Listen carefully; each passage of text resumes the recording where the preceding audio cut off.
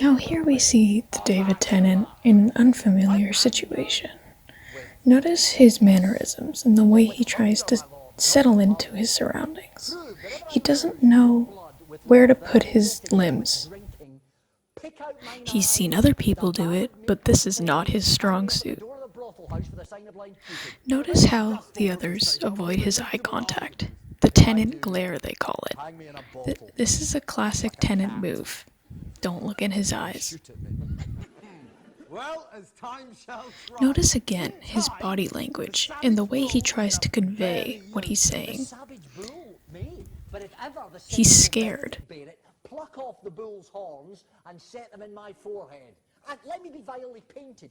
And in such Tries to escape the cart and fails. Now here's where things get really concerning. The married man.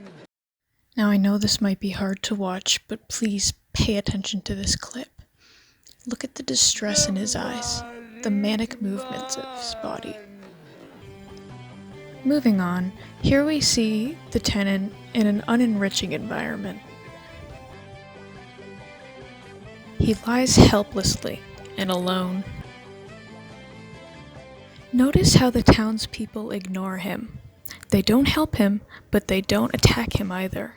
This is because they are familiar with the Tennant and his habits.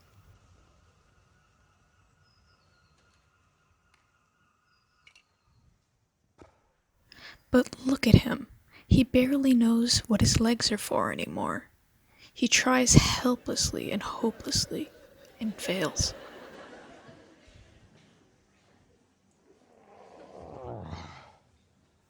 At almost the brink of exhaustion, he calls out the only word he knows. Boy. Here we see him attempt to communicate with the boy. Heather to me. To no avail. I'm here already, sir.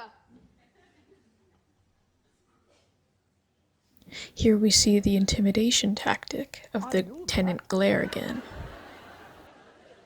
I would have thee hence and here again. A book? A book. The boy displays clear signs of fear.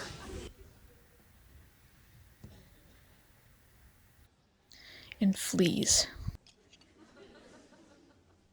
To one thing constant never, then a sign not so. In a new setting now, the Tennant enjoys some music, something unfamiliar to him yet again. Watch the confusion on his face settle, and then fade to acceptance. Is it not strange that sheep's guts should hail souls out of men's bodies? Until finally, he succumbs to the beautiful song.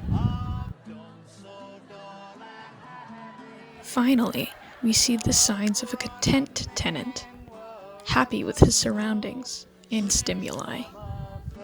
However, not all things can end well for the Tennant today. Helpless and in pain once again, he looks desperately for help. But none is to be found. Now here we see a classic David Tennant situation. He stumbles, yet again showing his unawareness of his physical presence. This can be no trick. He's manic. Was sadly born, they had the truth of this from Hero. Again, watch his eyes, darting rapidly around his surroundings, looking for any sign of familiarity. It must be requited. He darts around the stage, looking for an exit, desperately looking to the audience, but no help is offered.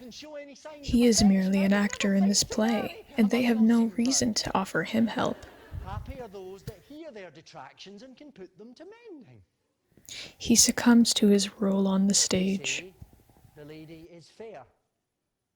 For I will be horribly in love with her! His mania is encouraged by the audience.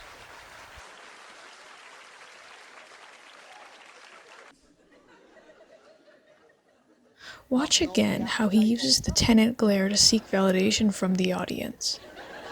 Shall quips and sentences and More these frantic paper pacing bullets of around the brain stage. awe a man from the career of Prancing, his one humour? could say. Here comes Beatrice. Fear is very evident in the tenant now. Fair lady.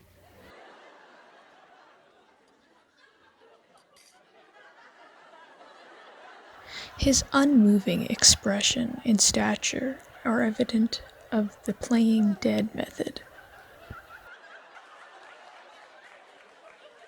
I do spy some marks of love in her.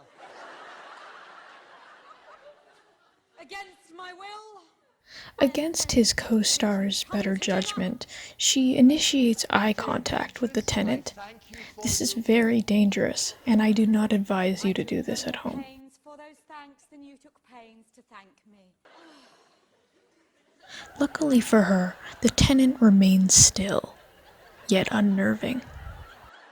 Unwisely, she decides to taunt him, but he does not bite.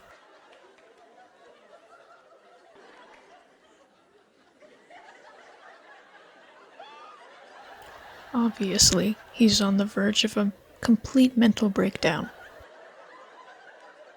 You've no stomach, senor, fare you well. Finally, his co-star leaves, and he's alone again.